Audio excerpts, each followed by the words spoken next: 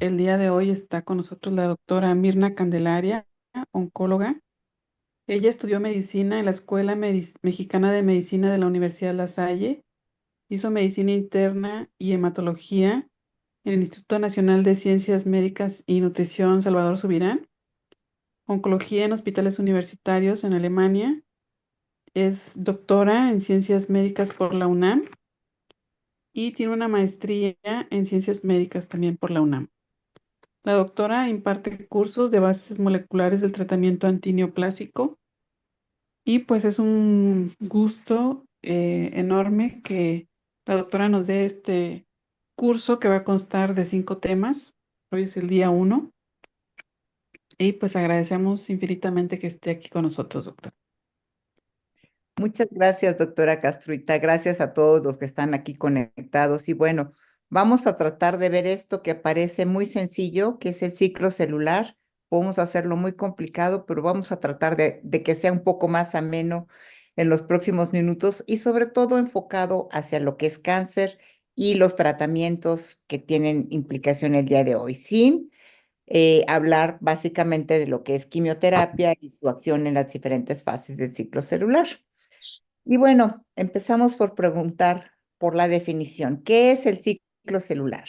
Bueno, el ciclo celular es un proceso altamente regulado y organizado que se asegura de tener una duplicación del material genético y va a culminar en la división celular. Esto va a implicar diferentes vías de señalización, proteínas, diferentes señales que van a monitorear la integridad genética para asegurar la ausencia de errores en el material genético durante el proceso de división y el objetivo pues es mantener la población celular. Existen varias fases que todos ya las conocemos, la fase G0 o de quiescencia, y posteriormente una fase G1 donde hay un crecimiento presíntesis, la fase de síntesis de ADN, G2 que es el crecimiento premitósico, la mitosis y nuevamente las células pueden continuar en división o pasar a la fase G0 donde están nuevamente las células de forma quiescente. Nuevamente tenemos aquí primero la fase G0, donde está la célula quiescente, la fase G1, que dura alrededor de 10 hasta 12 horas, donde la célula va a duplicar su tamaño y masa y se va a dar la síntesis de organelos. En la fase de síntesis, esta tiene una duración variable dependiendo del tejido, pero normalmente son entre 6 a 8 horas. Se da la replicación del ADN y la duplicación de cromosomas. En la fase G2 tiene una duración de 2 a 6 horas, hay un crecimiento celular, síntesis de proteínas de forma continua y se está preparando para la mitosis que va a tener a su vez 4 fases de manera general. La profase que se va a encargar de la condensación de cromosomas, ruptura de membrana nuclear y formación del uso mitótico. Una metafase donde los cromosomas duplicados se van a alinear en la mitad de la célula, una anafase donde los cromosomas se van a separar y la célula se elonga, y finalmente la telofase donde las membranas nucleares se vuelven a formar en dos polos y se vuelve a formar nuevamente una membrana celular y la célula termina dividida. Si nosotros lo queremos ver así, pues es una forma muy sencilla y muy simple de hablar de lo que sería el ciclo celular. Bueno, después de esta pequeña introducción, vamos a empezar realmente ya con lo que es la regulación del ciclo celular. Existen diferentes puntos de control. Tradicionalmente se habla del control que nos da P53, P21, retinoblastoma, otra vía de proteínas que son básicamente las sinasas dependientes de ciclina que van a estar oscilando durante el ciclo celular. Y recientemente se ha definido también el papel importante de las integrinas y de la adhesión celular, sobre todo cuando nosotros hablamos de ciclo celular en un tejido, en un ser vivo y no en células que están creciendo a nivel de laboratorio. Dentro de estos activadores existen de forma importante las ciclinas y las sinasas dependientes de ciclinas. Las ciclinas se llaman así por su naturaleza cíclica de producir y que se degradan también según la fase del ciclo celular. Existen más de 15, 20 tipos identificados, pero únicamente nos vamos a referir a las prioritarias dentro del ciclo celular o a las más importantes. Las sinasas dependientes de ciclinas, que estas son sus siglas, son enzimas que al asociarse con las ciclinas van a adquirir la capacidad de fosforilar sustratos proteicos y de ahí su actividad de sinasa. Existen ciclinas que generalmente están identificadas con letras y las sinasas dependientes de ciclinas, por eso son CDKs, tienen números y están asociadas, por ejemplo, la sinasa dependiente de ciclina 1 puede asociarse a la ciclina A o B, pero no se asocia a las ciclinas H, I, y esta asociación se va a dar dependiendo de la fase del ciclo celular en la cual nosotros estemos analizando.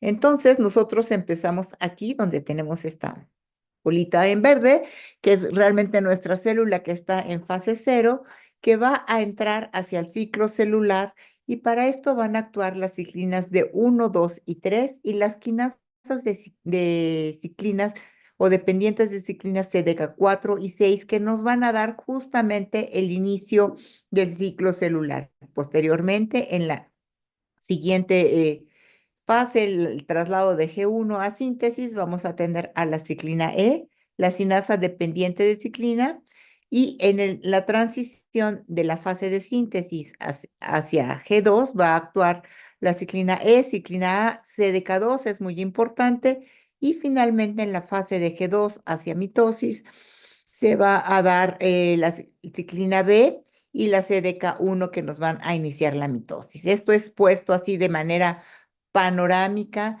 y bueno, vemos aquí ya un poquito entrando de forma paulatina a lo que sería en este esquema. Nosotros podemos tener una célula en reposo o ceneciente y va a haber señales mitogénicas que van a favorecer la proliferación de esta o también señales a través de factores de crecimiento que van a actuar a través de INK4. Estos finalmente lo que van a hacer es que van a activar a la ciclina D1, que a su vez se va a asociar con la CDK4 y CDK6, y estas van a favorecer, como estas sinasas, van a fosforilar, como lo dice su nombre de sinasa, a este complejo que se va a encontrar, que es este factor de crecimiento, que es E2F, que va a estar fosforilado y unido a retinoblastoma. Cuando esto se fosforila, por un lado se libera E2F y por el otro lado tenemos al retinoblastoma fosforilado. Avanzando dentro de este ciclo, existen, como les decía, diferentes estímulos que van a actuar sobre la ciclina D y se ha visto también que las uniones celulares que se pueden dar, sobre todo en tejidos tanto normales como tejidos neoplásicos, estas integrinas y estas proteínas de unión celular, sobre todo quintlina, paxlina y la vía de FAC, van a activar a la ciclina D para, como les había comentado, eh, fosforilen a retinoblastoma y este se desacople la unión de E2F con retinoblastoma. También existen otros estímulos, como sabemos, las proteínas E6, E7 del virus de papiloma humano pueden actuar y favorecer la duplicación a través de este mecanismo. Entonces, el principal sustrato de los complejos de la ciclina D1 y de las sinasas dependientes de ciclina tipo E, pues va a ser la proteína de retinoblastoma, como veíamos aquí, que va a regular justamente el paso de G0 a G1 y posteriormente a través de síntesis. Y este factor de transcripción E2F va a ser muy importante en la regulación del ciclo celular. Sin embargo, esto no se hace solamente de forma aislada como se pensaba anteriormente. Se sabe que existe un complejo que es un represor transcripcional que se llama complejo DREAM y que está formado por todas estas proteínas, retinoblastoma, como sabíamos, E2F, se pensaba antes que era un solo factor de transcripción, hoy se sabe que es toda una familia y que los miembros más importantes dentro de esta unión a retinoblastoma son el E2F4 y 5, que a su vez van a actuar sobre la sinasa dependiente de ciclina tipo 1 y la 25C, que se van a unir a este complejo y es lo que va a activar al complejo DREAM. Nuevamente lo tenemos aquí a manera de caricatura, donde cuando la célula está reprimida, tenemos, perdón, ¿me preguntaban algo? Tenemos el gen de retinoblastoma unido a 2F y que cuando se fosforila el gen de retinoblastoma se libera y queda E2F para unirse junto con otras proteínas como puede ser ya aquí activado directamente al complejo MUC-LIN4 que va a actuar a través de estas formas, de estas regiones promotoras que son CHR y van a favorecer el inicio de la transcripción. Entonces, durante la regulación del ciclo celular, ¿qué nos va a permitir la progresión hacia G1?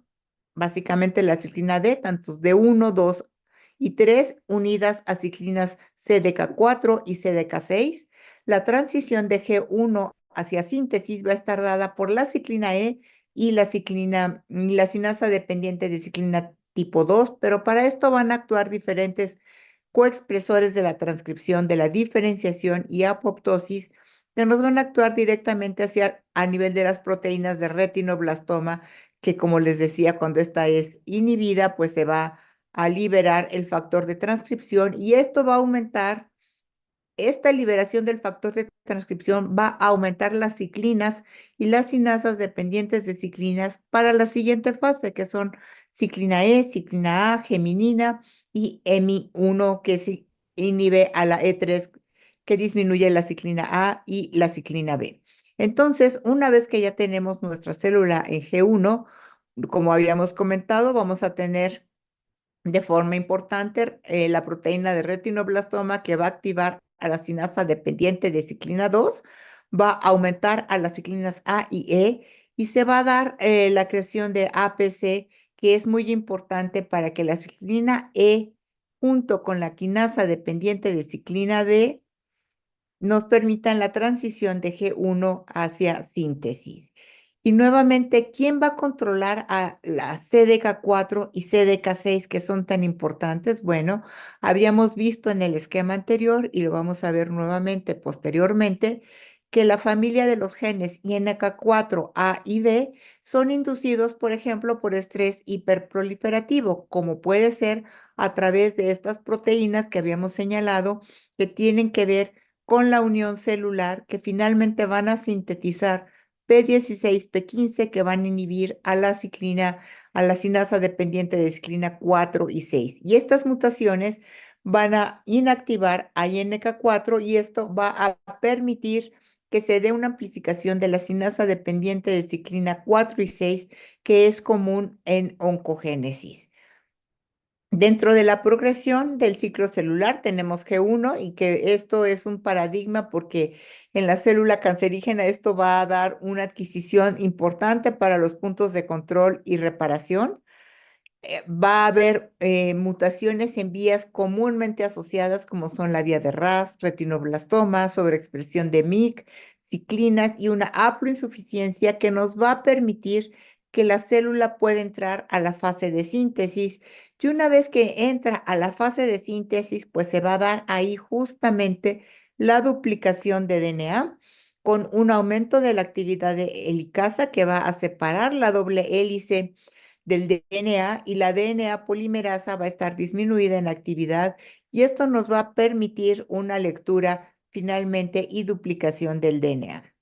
¿Cuál es la importancia hemato-oncológica del primer paso? Bueno, la ciclina D1 es el segundo locus que se encuentra más amplificado en todos los cánceres. Y como podemos ver o veremos más adelante, inclusive define algunas neoplasias hematológicas, como lo es el linfoma de las células del manto. CDK4 amplificado se encuentra en la mitad de los casos de glioblastomas. La amplificación de CDK6 se encuentra frecuentemente en el linfoma esplénico de la zona marginal y estudios murinos donde se hace un knockout de CDK6 se ha visto que produce resistencia de estos linfomas a la proteína B. Nuevamente, hablábamos ya de la CDK1, que es la ciclina D1, que en el linfoma de células del manto existe por definición esta translocación 11-14, donde existe una ciclina D1A tanto citoplasmática como nuclear y la 1B que es nuclear, que es altamente oncogénica y que de hecho dentro de los estudios de inmunohistoquímica que se requieren para definir esta entidad, está justamente la sobreexpresión de ciclina D1. Bueno, ¿qué nos permite la progresión dentro de la fase de síntesis? Es muy importante porque en esta fase es cuando se puede dar la mayor probabilidad de errores. Y aquí es muy importante que funcionen estos mecanismos de reparación al DNA, como son la reparación por escisión de nucleótidos, la reparación del desaparecimiento de bases, que es el mismatch, la recombinación homóloga y la recombinación no homóloga. Si estos mecanismos están mutados o están dañados durante esta fase de síntesis, ello puede llevar al desarrollo de neoplasias. Aquí dentro de la fase de síntesis, para que ésta pueda continuar hacia la fase de mitosis, es muy importante la superficie celular. Y esto permite estos cambios en la superficie celular, de ahí la importancia de la acción con las moléculas, con integrinas y moléculas de adhesión, permiten una disminución de la ciclina A2 y un incremento de la ciclina B, que es justamente lo que nos va a permitir estos cambios en la forma y en la superficie de adhesión que nos va a permitir que la célula pueda pasar a la siguiente fase. La ciclina E y la CDK2 van a estimular la replicación del DNA, van a permitir la duplicación del centrosoma y esto va a permitir todo esto en conjunto que se degrade la ciclina E y entonces CDK2 al no estar ya unido a ciclina E va a unirse hacia la ciclina A.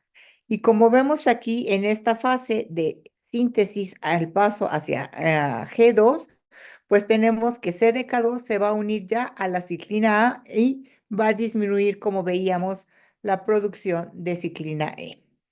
Dentro de esta regulación hacia el paso hacia G2, habíamos comentado que disminuye ciclina A2, aumenta ciclina B, y este aumento de ciclina B está dado por un estímulo por CCNB1, y esto a su vez va a favorecer que esta ciclina B El privilegio.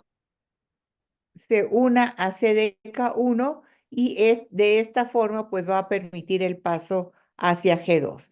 ¿Cuál es la regulación? Bueno, existen otros controladores, sí, está en la vía de Wii, la vía de MIT1, y este ADN dañado va a activar estas vías, sobre todo ATR y chica 1, que es un controlador o un detector del daño al DNA, que va a inactivar a CDC25 y aquí van a actuar un grupo de proteínas muy importantes, que son las aurorocinasas y las poloquinasas, que van a permitir la maduración del centrosoma, la regulación AWI, la activación de C25 y CDK1. Entonces, cuando esto está ingresando hacia la fase de mitosis, tenemos que CDK1 va a llevar a esta célula hasta lo que es metafase y anafase ya dentro de la mitosis. Por otra parte, habíamos mencionado que ciclina B va a estar unida a CDK1 y estos van a activar a securina y se va a degradar la ciclina B. Estábamos acá, bueno, pues ahora ya hemos dado un brinco hasta esta parte. Y dentro de lo que es esta parte de la mitosis, recordar que las primeras fases de la mitosis son la profase y la metafase.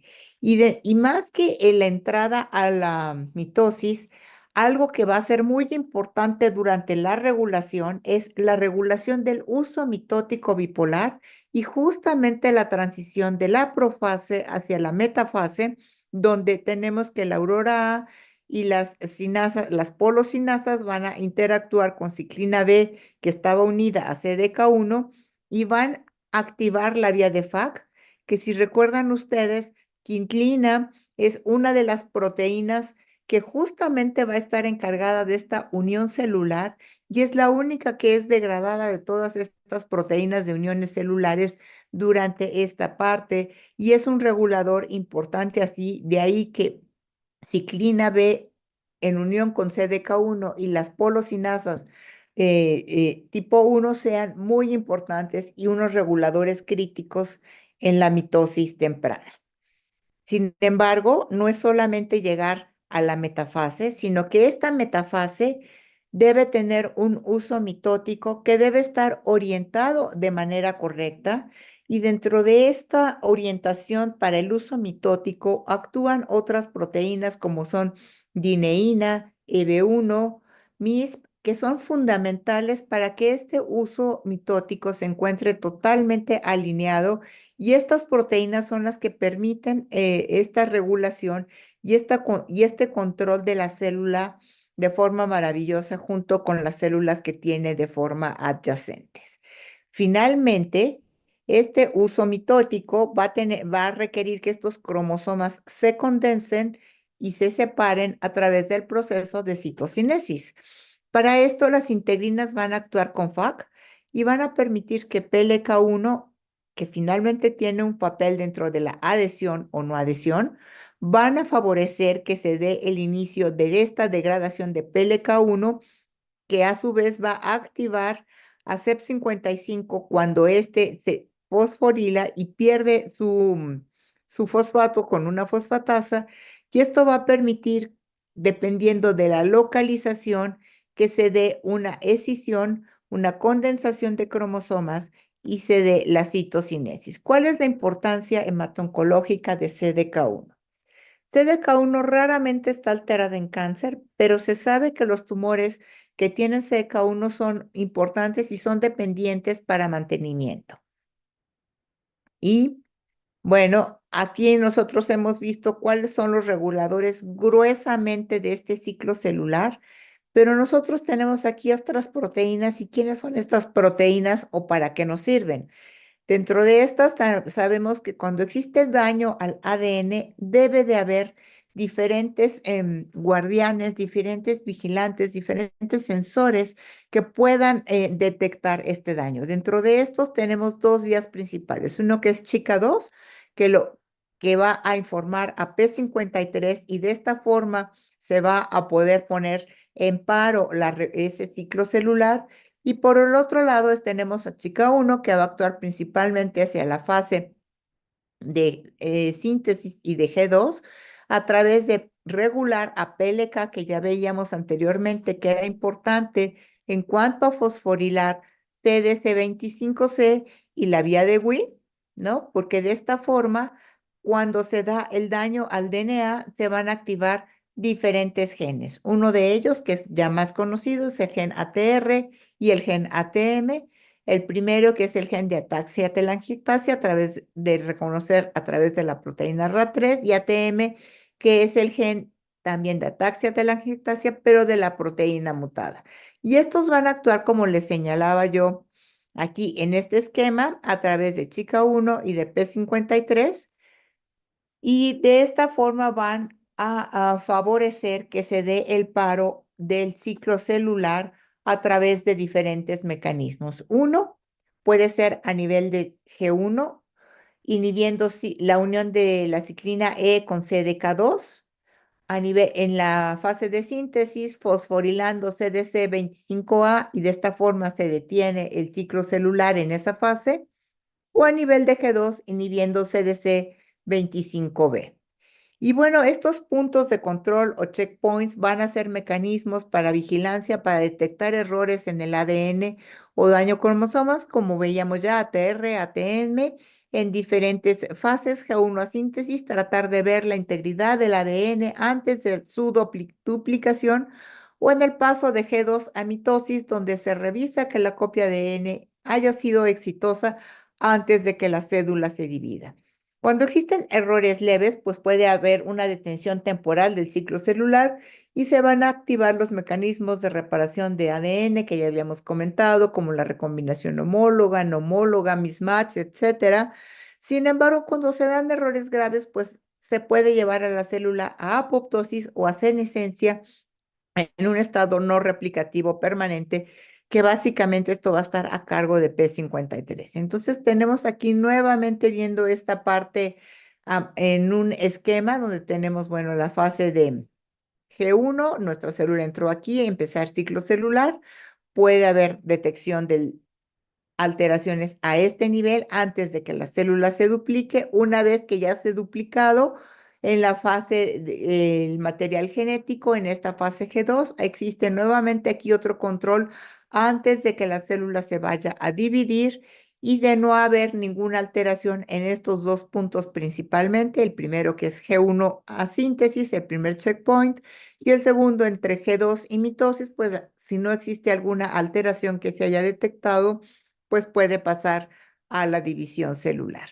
¿Cuál es la importancia de de estas proteínas, como son chica 1, chica 2 y WIT, que ya hemos comentado?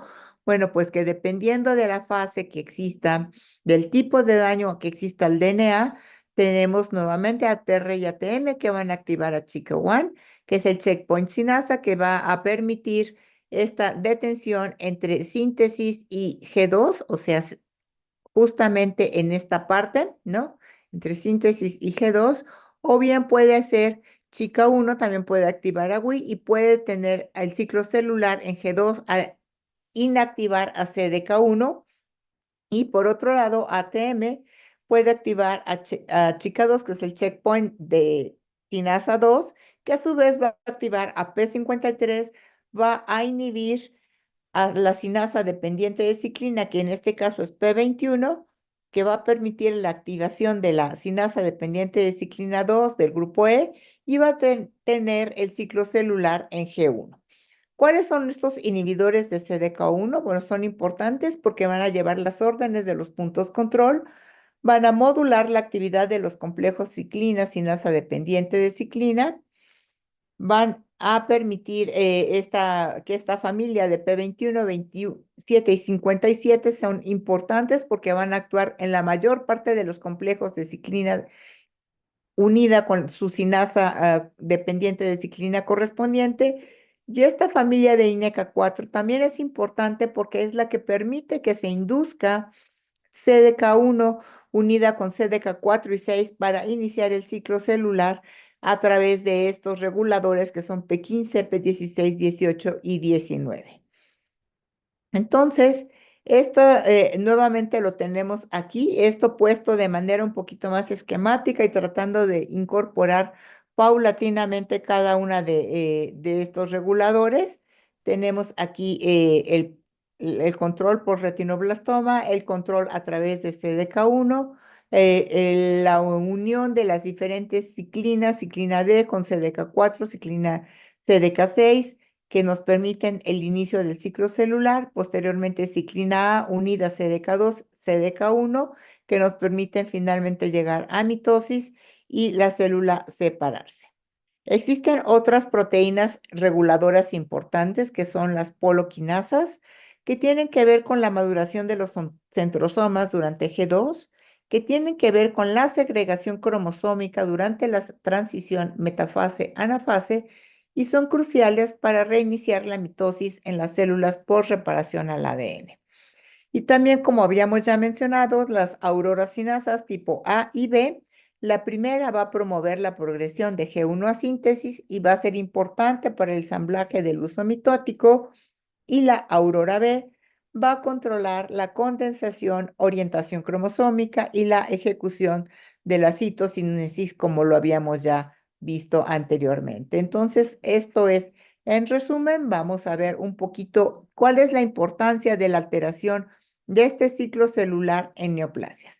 Es importante que nosotros recordemos que alteraciones en los reguladores del ciclo celular pues van a producir alteraciones en los genes que van a codificar para ciclinas, quinasas dependientes de ciclinas, y esto nos puede llevar a sobreexpresión, amplificación, translocación, y finalmente recordar que si estas ciclinas no se mantienen como tendrían que estar en cada fase del ciclo celular, pues esto va a producir una regulación y una alteración importante. A manera de ejemplo, la ciclina D1, como habíamos señalado ya en un ejemplo, que está involucrada en la translocación 11-14, esta define dentro de las neoplasias linfoproliferativas al linfoma de células del manto, pero también se encuentra alterada en leucemia linfocítica crónica, en mieloma múltiple, en leucemia linfoblástica aguda B. CDK6 se encuentra frecuentemente sobreexpresada en leucemia linfoma linfoblástico T, ciclina D2 en el linfoma linfoplasmacítico, en la leucemia linfocítica crónica, y aquí vemos otros ejemplos básicamente en neoplasias hematológicas. Vamos a tomar como ejemplo CK2, que regula vías de señalización importantes como JAK-STAT, NF-κB, PTEN, AKT, y que se encuentra alterada en diferentes neoplasias linfoproliferativas como las que se señalan aquí en la diapositiva. Y vamos a ver también que existen alteraciones en los genes, por ejemplo, que codifican para P15, para P16, que son reguladores importantes, y vamos a ver, por ejemplo, cómo la mayor parte de estas alteraciones tienen que ver con deleciones de P15 o P16, por ejemplo, en cáncer de vejiga, en glioblastoma prácticamente el 60% son de lesiones, ¿no? En menor proporción existen mutaciones puntuales y la amplificación prácticamente es una minoría en diferentes tumores sólidos. Hablando del gen de retinoblastoma, vemos también que en este caso es mucho más frecuente alteraciones puntuales, como puede ser en el cáncer de vejiga, o de lesiones, y nuevamente la amplificación son puntuales. Ujú. Alteraciones a nivel de ciclinas, por lo contrario, lo que se encuentra con mayor frecuencia son amplificaciones en contraste con las otras, en los otros genes que habíamos analizado, que se encuentran con mayor frecuencia con delesión o mutaciones puntuales. Y aquí, por ejemplo, esta amplificación de estas sinasas, de estas ciclinas o sinasas dependientes de ciclinas, que se encuentran en una cantidad importante de neoplasias sólidas. ¿Cuáles son las estrategias que se podrían utilizar? Bueno, pues podríamos tratar de utilizar PAN inhibidores de sinasas dependientes de ciclinas o algunos selectivos, ¿no? PAN inhibidores como flavopiridol, dinaciclib. Sin embargo, estos, al ser PAN inhibidores, también tienen un efecto deleterio, como lo hace la quimioterapia en tejidos sanos, y de ahí que lo que se haya utilizado más o lo que se haya empezado a aterrizar, pues son inhibidores selectivos como pavo, ribo o abemaciclib, que ustedes conocen ya perfectamente, por ejemplo, en el uso de cáncer de mama, como les señalé algunos ejemplos posteriormente. Dentro de lo que son de estos PAN inhibidores, flavopiridol se ha utilizado en estudios fase 2 en diferentes neoplasias hematológicas en diferentes dosis, la mayor parte como monoterapia, y vemos que las tasas de respuesta pues son 52 meses, perdón, 52%, pero en algunos pues son realmente con una respuesta mínima. De ahí que pues se quedaron en estudios fase 2 y no pasaron más allá. Palbociclib, que ustedes también lo conocen, hablando aquí de todavía de neoplasias hematológicas en linfoma de células del manto, pues estudios iniciales no parecen tener tanta respuesta global, 18%, aun cuando ciclina D1, pues es de las que, y la sinasa que interactúa con CDK4 y CDK6, pues son importantes al definir esta entidad. Existen otros como dinaciclib, que también tienen pues unas respuestas, tampoco son las mejores en estas neoplasias hematológicas. ¿Cuál es otra importancia? Pues tratar de inhibir proteínas cruciales para la función de algunos puntos de control como chica 1 o Wii. Tratar que estos puntos de control, recordar que son esenciales para detener la progresión del ciclo celular en presencia del daño al DNA, y existen algunos que vienen todavía en investigación dirigidos hacia esta área. Inhibidores de las sinasas, de las porosinasas, son importantes para el proceso de mitosis, y dentro de estos tenemos, por ejemplo, de la polosinasa tipo 1, rigosertib, o volasertib, e inhibidores de aurorosinasas tipo A y B, que se han utilizado ya más en neoplasias hematológicas. Aquí tenemos rigosertib, utilizado, por ejemplo, en síndromes mielodisplásicos con falla a hipometilantes, donde tenemos pues sobrevidas pequeñas, pero la verdad es que los pacientes que tienen una leucemia o una mielodisplasia que ya han fallado a hipometilantes, pues su sobrevida media es alrededor de 3 meses. Entonces, si somos estadísticamente, pues diremos que sí, incrementa la supervivencia, aunque en realidad pues no es mucho en cuanto a la expectativa en meses. Algunos otros, como alisertib, también se han utilizado tanto en linfomas B o T o en linfoma de células T periféricos. La verdad es que son estudios todavía muy iniciales, con respuestas pues no precisamente alentadoras. Dentro de los inhibidores de CDK2, aquí me falta una D. Sabemos que estos van a regular vías de señalización como JAK-STAT, NF-κB, PTEN, y van a aumentar la apoptosis y disminuir la viabilidad en células malignas. Por ejemplo, el mieloma múltiple se ha usado en asociación con melphalan, pero producen mayor toxicidad. Y vamos a ver cómo existen diferentes inhibidores, algunos que ustedes ya tienen utilizando en la clínica, como everolimus, inhibidor de mTOR, que va a actuar directamente también dentro de las señales que favorecen la expresión de ciclina D1, y de ahí uno de los mecanismos de acción de este grupo de fármacos, como puede ser también en la enfermedad por cáncer de mama, como inhibidores palbo, ribo o abemaciclib. ¿Qué hay de las ciclinas en cáncer de mama? Bueno, recientemente este año en ASCO se presentaron solamente, les voy a traer algunos ejemplos. El objetivo de esta sesión es mostrar cuál es la utilidad de hacer un análisis del ciclo celular. No es el objetivo hacer una revisión completa de todo lo que hay de inhibidores de tipo palbociclib o ribociclib, por ejemplo, en cáncer de mama, porque nos podría dar toda la hora solamente ello. Y aquí les señalo tres ejemplos de abstracts que se presentaron este año en ASCO. Este es el número de abstracts, los presentadores, que básicamente son el estudio, el seguimiento del estudio Monarca, que es un estudio fase 3 de segunda línea, fulvestrant con o sin abemaciclib. El estudio Perla, que es un estudio fase 2 segunda línea en cáncer de mama premenopáusico con el tratamiento examestano con análogos del LHRH más palbociclib versus capecitabina y este otro estudio también, como veremos posteriormente. Hablando del primero, que es el estudio Postmonarca, que es un estudio fase 3 en segunda línea que evalúa fulvestrant más abemaciclib después de que han tenido progresión a primera línea a un inhibidor de aromatasa más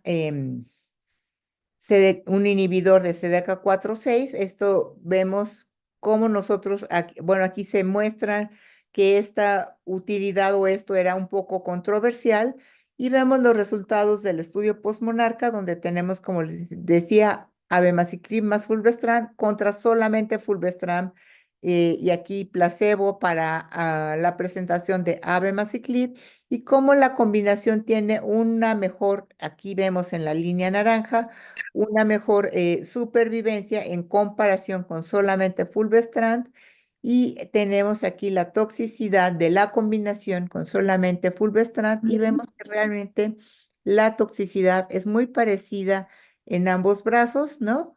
Y cuando analizamos esta curva de Forrest, pues vemos aquí en esta gráfica de Forrest que realmente a favor de la combinación está en todos los tipos, en todos los subgrupos, independientemente de la edad, de la región, de si tenían enfermedad medible, presencia o no de metástasis viscerales, hepáticas, enfermedad ósea, el estado de receptor hormonal y la duración del tratamiento con inhibidores de CDK4 o CDK6.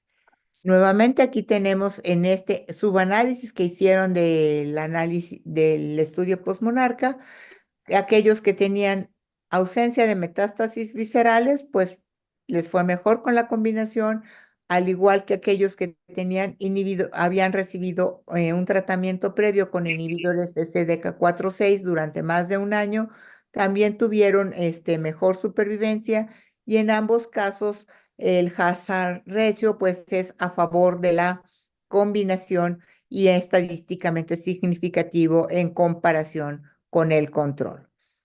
Este es el otro estudio que les mencioné, se presentó en ASCO, donde es un estudio fase 2, que es este estudio PERLA, que compara el indicar análogos del HRH contra más examestano más palbociclib versus capecitabina.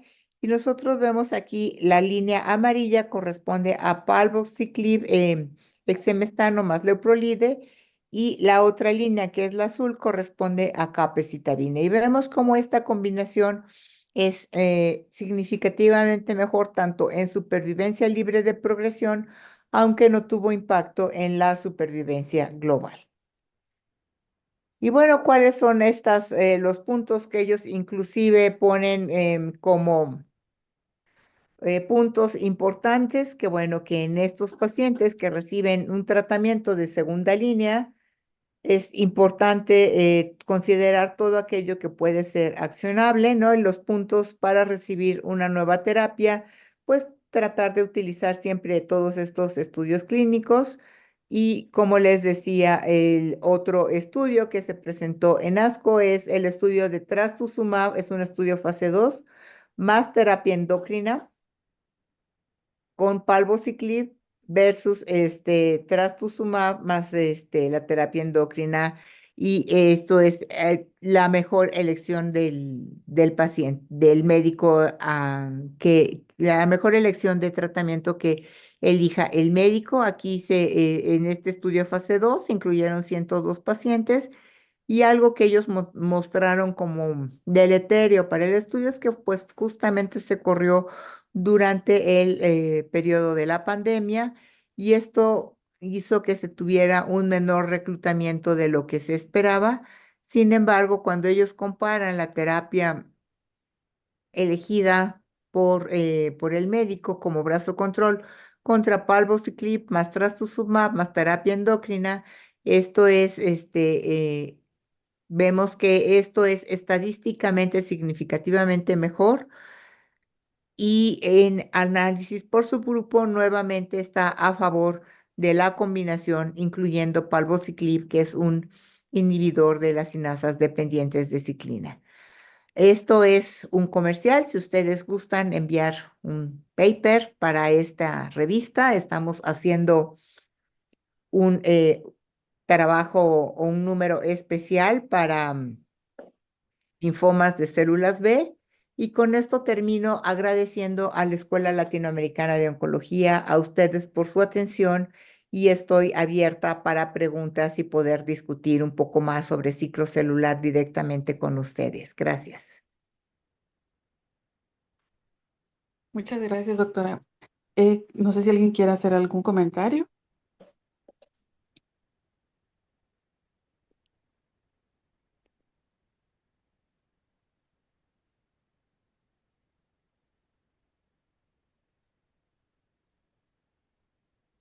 Pues el ciclo celular siempre ha sido tema básico para todo lo que es las terapias eh, en oncología, ¿no? Y pues habitualmente hacemos una revisión pero no con la profundidad con la cual la hemos visto hoy con usted, doctora. A lo mejor me fui un poquito rápido. No sé si alguien quisiera que revisemos alguna particularidad. Digo, en realidad cada vez se va conociendo más del ciclo celular, ¿no? Antes eran las primeras 5 diapositivas y decíamos, no, con eso yo ya sé ciclo celular. Hasta nos sabíamos el prometo a telefonearte de la mitosis, ¿no? Pero finalmente creo que esto no es solamente verlo de forma tan superficial. Digo, todos hemos estudiado un poco ya todo lo que implica la quimioterapia, antimetabolitos, fármacos que actúan en síntesis, etcétera, pero en realidad eso es algo un poquito superficial. Creo que solamente el conocer de forma un poco más profunda cómo se dan estos mecanismos y estas ciclinas, pensamos inicialmente que con eso dominábamos ya el conocimiento del ciclo celular, ¿no? Ciclina d uno está en tal fase y si yo la puedo bloquear o puedo bloquear CDK4, CDK6 con estos fármacos que tenemos ya en el uso cotidiano de cáncer, del tratamiento de cáncer de mama, pues pensamos que con eso lo tenemos todo, pero recientemente se ha demostrado que no solamente tiene que ver el control dentro del ciclo celular, que es igual de importante, por ejemplo, la adhesión celular. De ahí que muchas veces empezamos a hablar del estroma, de cómo se ve un ejemplo clásico, tal vez no de un tumor sólido, pero sí del linfoma de Hodgkin, donde la famosa célula de Reed-Steinberg pues se encuentra de forma muy poquita o muy aislada dentro del tumor y lo que predomina y favorece el crecimiento de este tipo de linfoma es justamente el estroma, ¿no? Y es a través del estroma y de las señales de adhesión celular que se activan diferentes señales y que nos permiten iniciar el ciclo celular. Entonces, sí es importante pues considerar que es toda esta cinética, toda esta cascada de señales son cosas que están cambiando día a día. No son cosas que están ya estáticas y que ya tenemos dominado. La verdad es que se está aprendiendo mucho más de ciclo celular en los últimos años Y creo que si esta misma plática la damos en un año o 2 años, vamos a tener que hacerla completamente diferente, porque esto es lo que nos está permitiendo llevar en oncología a tratamientos con menor toxicidad o tratamientos un poco más dirigidos, ¿no? Hablando de cáncer de mama, y aprovechando que es octubre, ¿no? Pues decíamos, es que cáncer de mama es una enfermedad. No, luego fue cáncer de mama receptores positivos y la que era HER2 positivo y negativo, que antes de trastuzumab le iba muy mal al HER2 positivo. Luego ya vino la clasificación en luminal A, luminal B, y hoy sabemos que eso no es suficiente, que tenemos que darles blancos un poquito más dirigidos, no a todas las pacientes, pero sí a un grupo selecto de pacientes que se benefician de la adición de ribociclib, de palbociclib, ¿no? De abemaciclib, que están indicados y que forman parte del tratamiento de primera línea. Tal vez no para todas, pero si nosotros podemos seleccionar un poco más a qué pacientes vamos a darles este tipo de tratamiento, pues vamos a ser oncólogos. De otra forma, pues somos recetadores, ¿no? Y creo que nos gusta más ser oncólogos que recetadores. No sé si tengan algún comentario. Bueno, veo conectada a la doctora Cortés y no creo que ella se acuerde, pero ella estuvo en mi examen de consejo hace 24 años y les comento que me tocó el tema de ciclo celular y efectivamente eran como las 5 diapositivas, doctora. Doctora Que Cortés, doctora ¿usted quisiera Cortés. comentarnos algo, por favor? Sí, nada más déjame que encuentre el micrófono. Te estamos escuchando, ¿eh? Sí te Ay, escucho. excelente. O sea que Hoy yo creo pues que lo sí, tuviste prendido. totalmente. Qué bueno que no dije nada, nada malo. Sí, Anita, discúlpame en ese momento, pero creo que ha cambiado completamente todo, todo ha cambiado. Y esa es la parte bonita de la quimioterapia, de la oncología médica que seguimos aprendiendo. Hoy lo que decía Mirna, pues es sensacional. Cada vez somos y debemos de ir a un tratamiento más específico completamente, dado que tenemos grupos de enfermedades dentro de la enfermedad directamente. Ya lo mencionó Mirna directamente. Entonces, vamos a tratar mejor a las pacientes. Esa es la búsqueda, el aprendizaje y ir con tratamientos más dirigidos. Lo que aprendimos, pues ya quedó en el pasado. Y lo nuevo hoy es seguir descubriendo esa parte. Felicidades, Mena, por esa presentación tan maravillosa. Creo que a petición del público en general y de la doctora Mirna, y espero que Anita lo permita, que podamos ir revisando esta parte con más detenimiento. No sé, Anita, jefa. Sí, claro que sí. Bueno, tenemos un curso programado con la doctora. La próxima semana vamos a ver apoptosis, Ah, qué pero, bien. ajá, pero pues, bueno, es un comienzo y ya después podemos hacer algo más, todavía más extenso. De acuerdísimo, Vamos para que totalmente. coordines la sesión de la próxima semana, Pati. Ok, sí, claro, Sí. con gusto, Ok, con gusto, muy con bien, gusto. Sí, excelente. excelente, Entonces, te contacto. Pues perfecto. entonces, pues muchas Será un gusto gracias. estar con la doctora Cortés la próxima vez, Sí, la hermanita. próxima semana. Así es, hermanita. Sí, Luego pues que, contamos esa historia. A pues quien bueno, ya conteste bien sabemos todas las que preguntas. en simultáneo estamos en YouTube. Esto queda pues en el canal de Elo para quienes quieran revisar nuevamente la presentación. Y este es un curso que va a tener puntaje por el consejo y al final la doctora pues tendremos una evaluación para que puedan acceder a una constancia con puntos. Excelente. Perfecto.